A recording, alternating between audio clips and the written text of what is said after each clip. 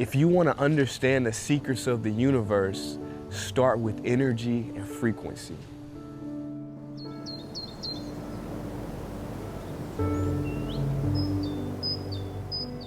What's up, guys? So we're here. We're in beautiful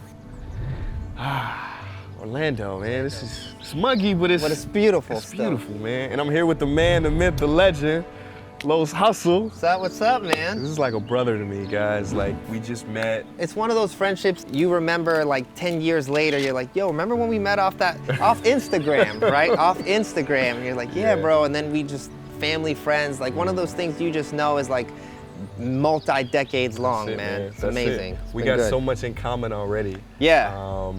One of the things that you're passionate about and I'm passionate about is energy. Right. Tell me a little bit about your position, your standpoint on this thing called energy. So energy to me, man, is, I've been reading a lot of books about energy, right? And I started getting into reading books about energy because I am a extremely emotional person, right? If it's cloudy, I don't like to work. If I'm in a bad environment musically, my whole mental shifts, and I was like, what is this issue, right? I thought it was an issue back then, and you know, a lot of people think like, oh, it's an issue. I should be this way. I should be this way. But I kind of looked at it the opposite side and said, what if I am this way, right? Instead of I should be, I am this way. And I was like, what is it that I can create?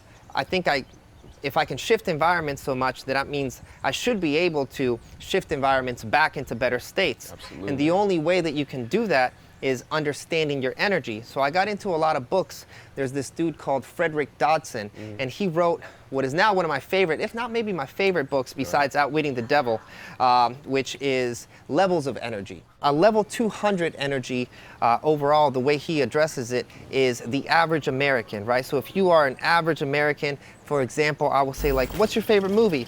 I don't really have one, man. What's your favorite band? I like rock, like rap, like whatever, you know what I'm saying? Cool, what do you like to do on the weekends?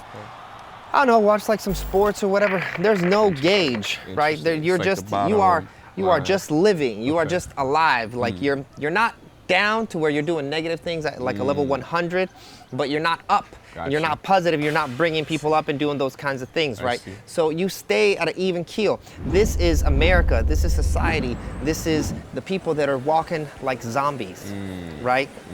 And it's a good book to understand not only where you are on energy, but where energy is around you.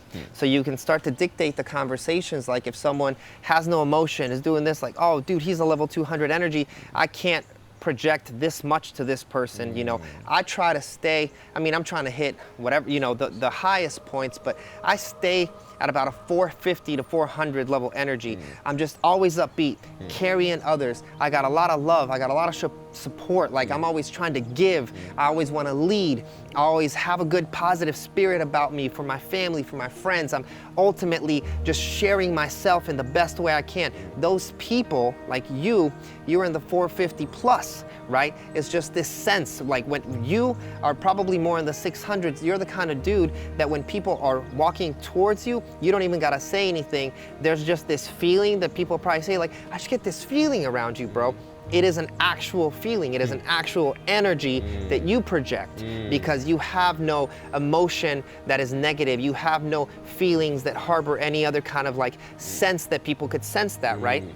You can also sense it on the backwards type, right? Like you sense something like, y'all don't get a good vibe. Right. Like when someone's like, great, I get this great feeling about you. But when it's off, you're like, I just don't like this dude's vibe, man. Something's off. It is off. It is their energy, right? They're keeping something from you. They could be under 200, 150, being malicious, being bad, like not, you know, I don't like you cuz, I don't like this cuz, like negative, harboring negative thoughts kind of people. In fact, those people hate people in 400 and up because they just can't relate. And if I can't relate, I can't get it. And so I'm mad and I look down on it. And so my journey is just, it's just the beginning for me, right? Like I've talked to you so much about it just now, and now I've gotten into like, well, man, if I can change my state and I can be 450, how do I need to eat? How do I need to act? How do I need to serve? Who do I need to be? Because it's not for me just about like how I feel, but I know that how I feel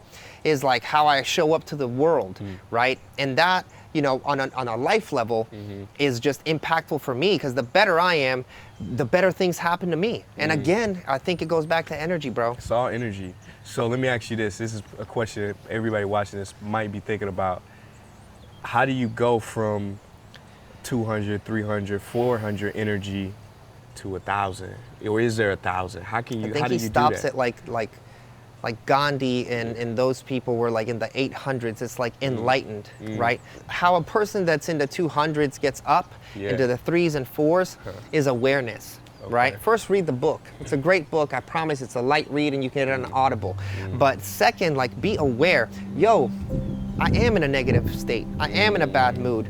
Man, my energy levels are probably off. I'm eating bad. Everything has to do, and everything you do is a supplement, from what you take to how you ingest to the words you say, not just to yourself, but the words you say to others, right? If you are a criticizer and a negative dude, and you have this feeling of like, oh, it's not gonna work, it's not gonna be this way, dude, you're in a low level of energy. You need to shift that. You need to think through what is causing that. And it could really come into like some super old school situations. And the best way to let go of the situations is to let go of those situations. You know what I'm saying?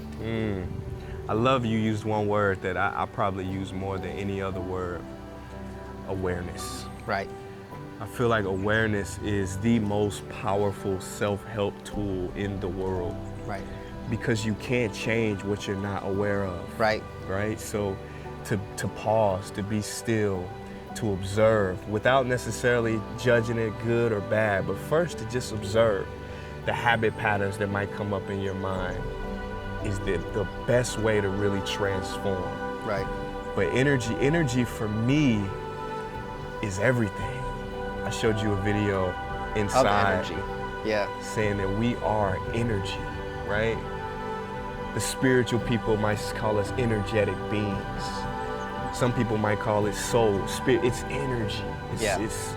It's not a material thing, but it's who we are. And as we become more aware, we can shift that energy, right? You said food. Food can change the energy, change the vibration. I think it was Tesla who said, if you want to understand the secrets of the universe, start with energy and frequency. Yeah. He says it all with that statement itself. So for me, energy is to learn about things like bioenergetics, to learn about, you know, biofeedback and how you might sit can change your energy. Things you eat might change your energy. The people you're around changes your energy. The things you watch changes the things you hear changes your energy. Your self-talk changes your energy. Yeah. And I think if we want to change our lives, then the simplest way is to first change our energy.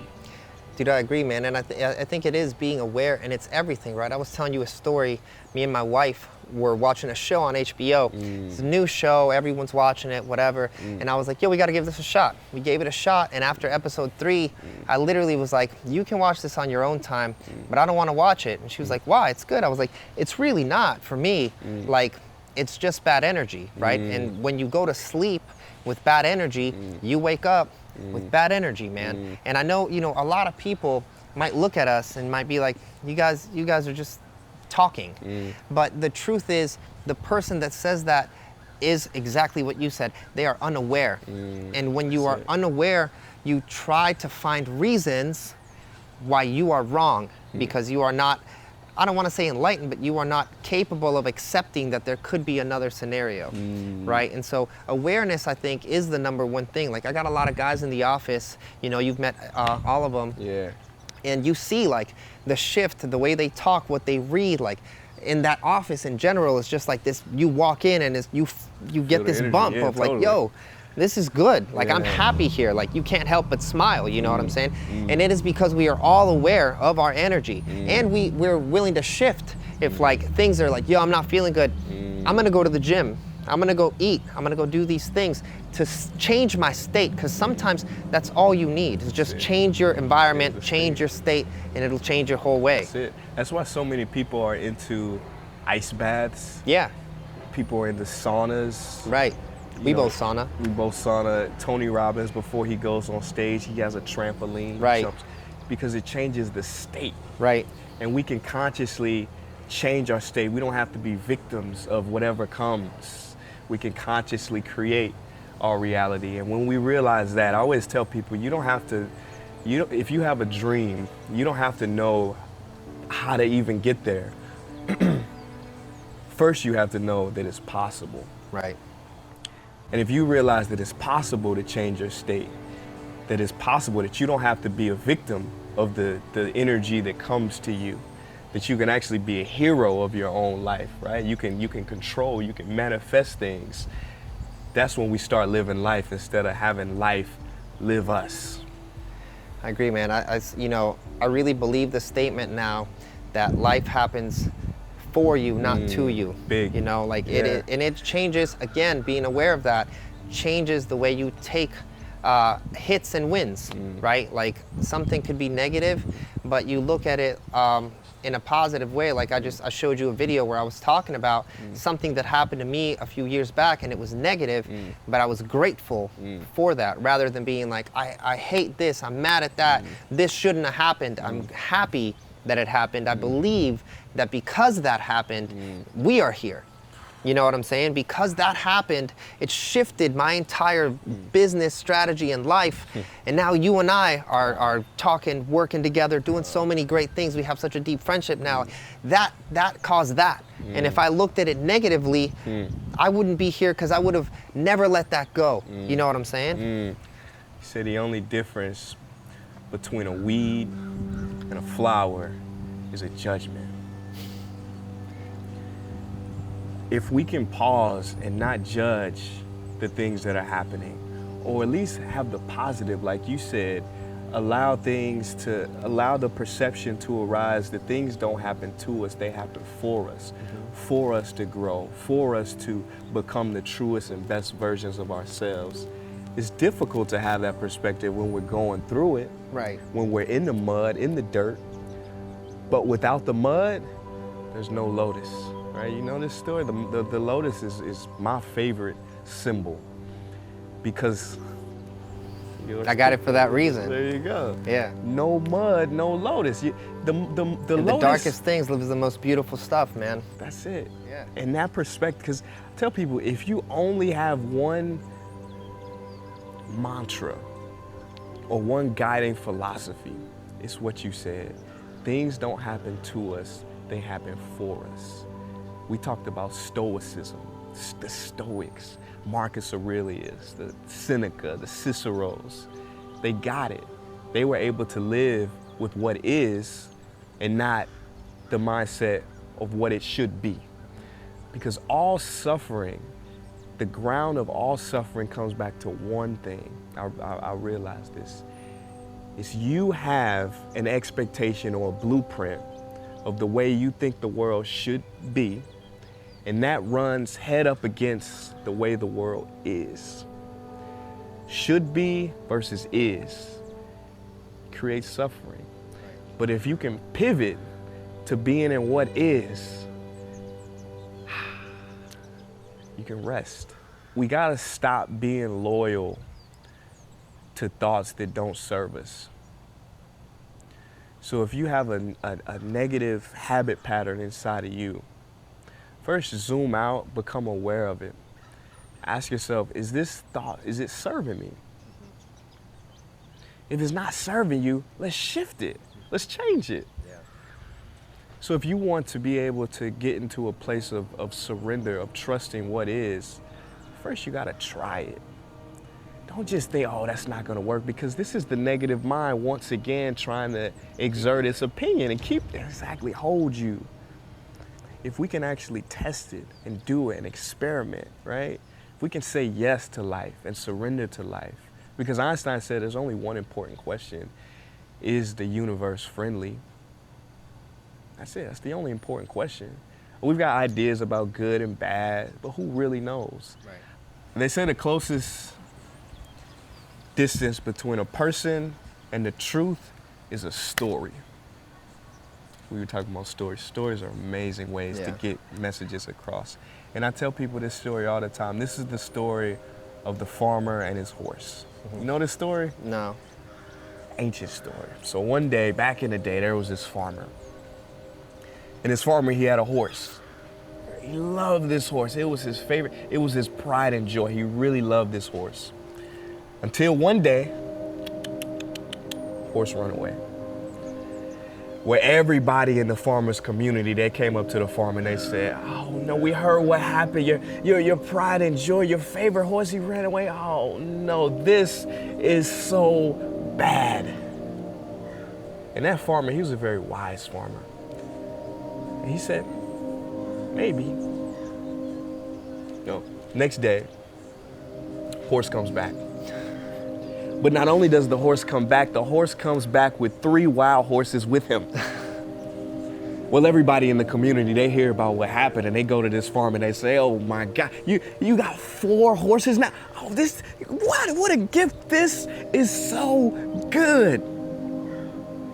And the farmer, he was a very wise farmer. He said, maybe. Well, the next day, the farmer's son goes out to try to tame one of the wild horses. Horse kicks him off. Son breaks his leg in 3 places. Well, everybody in the community, they run to this farm and they say, oh no, we heard about what happened. Your son, your only son, he broke his leg. Oh no, this is so bad. That farmer, he was very wise. You know what he said? Maybe. Well, the next day, some conscription workers came to the farm looking for young men to draft to the army. They took one look at the farmer's son and they said, oh, we can't draft him. He's got a broken leg. Well, everybody in the community, they come up to their farmer and they say, oh my God, you're so lucky. Your son doesn't have to go to the army. Our sons went. This is so good. And that farmer, the same wisdom, he looked right in their eyes and he said, maybe. The story ends there. Maybe. When things happen in your life that you think are so bad, just say maybe, because you never know. Yeah. Some people have gone, like us, we have gone through the deepest depressions, the deepest, lowest levels. But it's through these levels that the lotus blooms. And without that, there couldn't be that. There couldn't be a lotus. Oh man.